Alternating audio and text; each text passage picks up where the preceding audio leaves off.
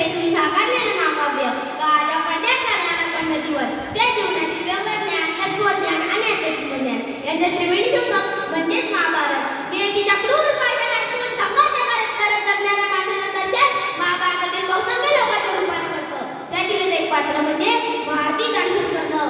मी केदार संदीप मुंगसे, जीपशाळा मुकांबे आपल्या समोर शिजून येत आहे पौराणिक कथा भारती दानशूरकर्ण.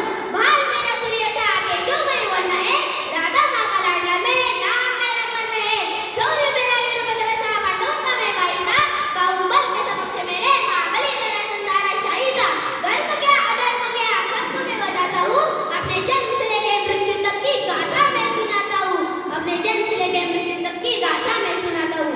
दुरासुरींच्या मंत्रसिद्धीतून कौमार असे दिलेलं मातृत्व आलं. प्रसूती येणाऱ्या कुशीतून तापून निघालेलं सोनं, निसर्गाचं सगळ्यात मंगल प्रकटीकरण. किती देखणं त्याचं रूपणं गवत्या सूर्यासारखं. मातृत्व हा स्त्रीला मिळणारे सर्वात श्रेष्ठ वर. पण कुंतीसाठी शापासारखं नव्हतं काय? आणि म्हणूनच तिने तो साक्षात सूर्यपुत्र पेटीत घालून अश्व नदीला अर्पण केला होता. 300 योजनांचा प्रवास करून ती पेटिका राधा आणि अजिरथाला मिळाली. अजिरथ बाबा हे कौरवराज धृतराष्ट्राच्या रथाचे सारथी होते. आता कर्ण सुपुत्र झाला होता. कर्णाला शस्त्रयुद्ध शिकण्यासाठी अजिरथ बाबा त्याला हस्तिनापूरला घेऊन गेले. तेथे कौरव पांडवांबरोबर 2000 मुलगा अश्वत्थामा आणि कर्ण सुद्धा ते प्रशिक्षण घेत होता. सर्व राजकुमारांचे प्रशिक्षण पूर्ण झाल्यावर 2000 यांनी त्यांची परीक्षा घ्यायचे ठरवले. अश्वरोहण, खड्ग, चक्र, धनुष्यविद्या या सर्वात आपल्या निपुणतेने प्रदर्शन करून झाल्यावर आता आवाज ऐकून लक्ष वेध करायचा होता. या सर्वात श्रेष्ठ अर्जुन ठरला होता. आता वेळ होती कर्णाची. या सर्व परीक्षेत यशस्वी झाल्यावर कर्णाला आता पुत्राच्या आजीवर लक्ष वेध करायचा होता. या सर्वात श्रेष्ठ अर्जुन ठरला होता. लक्षभेदापूर्वी त्याचे डोळे वस्त्राने बांधले गेले. पुत्राच्या पूजनापूर्वी एक मंजूळ आवाज आला.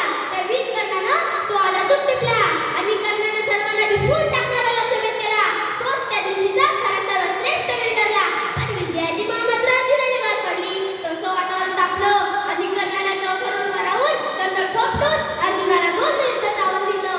इतक्यात कृपाचार्य म्हणाले, अर्जुन जरूर युद्ध करेल, पण त्यापूर्वी कर्णाला तो कोणत्या वंशाचा आहे ते सांगावं. त्याचे ते शब्द भालाच्या डोक्यासारखे कर्णाला विद्ध करू लागले.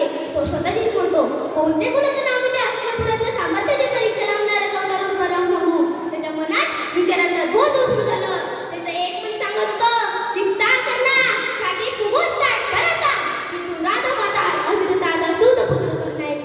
पण दुसरं मन सांगत होतं की या कोणत्या मनाच्या माणसात तुझ्या मुलाचं कोणत्या शब्दात स्वागत. इतक्यात कौरवांचे उरस दुर्योधन तेथे येऊन कर्णाला अंगदेशाचा अभिषिक्त राजा घोषित करतो.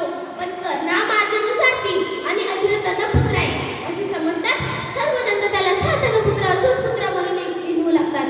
त्याचं आखडलेलं मन म्हणू लागलं, आज हस्तिनापुरातील सत्याची जाण खरोखरच संपली काय? न्यायाची जाणीव बुजली काय? या हस्तिनापुरात या कर्णाचा भग्न हृदयाचा आक्रोश की माझं तडफडणारा मौन ओळखले एवढी एकाच्याही अंगात शक्ती नाही काय? महाराज म्हणूच हस्तिनापूर पराक्रमी नहुषाचा दिग्विजय या तिथं हस्तिनापूर. शंतनू, दुष्यंत, भरत आणि अजूनही ज्यांची स्मृती येणं गरजेचं विसरले नाही या नुकत्याच मावळ्या गुरुच हस्तिनापूर आज थंड का? त्या अन्नाला ठिकून काढण्यासाठी छाती ठोकपणानं का उभारत नाही? धर्माची का स्वरूप पाहणारे विदूर महाराज धृतराष्ट्र पितामह भीष्म कर्णावर चंद्र गप्प का? चैत्र आवाज येत होता, सूतपुत्र, सारथ्याचा पुत्र. तेव्हा दुर्योधन पुढे येऊन एका वीराची चेष्टा केल्याबद्दल सर्वांना खडसावतो. कर्ण भारावून जाऊन आवेगानं राजा दुर्योधनाला वचन देतो. कर्ण म्हणतो, राजा मी कर्ण तुला वचन देतो की ज्या मेरू पर्वताच्या धैर्याने आज तुम्हाला सावरलंस त्याच धैर्याने मी आजन्म तुझ्या पाठीशी राहील. मृत्यू झाला तरी मरणार नाही. आणि कर्णाने दुर्योधनाला दिलेले जन्म पालन करतो. मित्रांनो, शेवटी कर्ण आणि कृष्ण यांच्यातील संवाद आपल्याला आपल्या जीवनातील सार सांगून जातो. कर्ण कृष्णाला विचारतो की हे माधवा, साक्षात तेजाचा पुत्र असून अधिक जीवन प्रवाद अवहेलना, वंचना, उपेक्षा याशिवाय मी दुसरं काय अनुभवलंय? यात माझा काही दोष आहे? यावर कृष्ण म्हणतो, तू दुर्योधनाला साथ दिलीस म्हणजेच अधर्माला साथ दिलीस. पंचारीच्या वस्त्राने प्रसंगी तू शक्तिशाली असूनही तुझ्या शक्तीचा वापर केला नाही. तुझा मौन हाच तुझा खरा अपराध होता.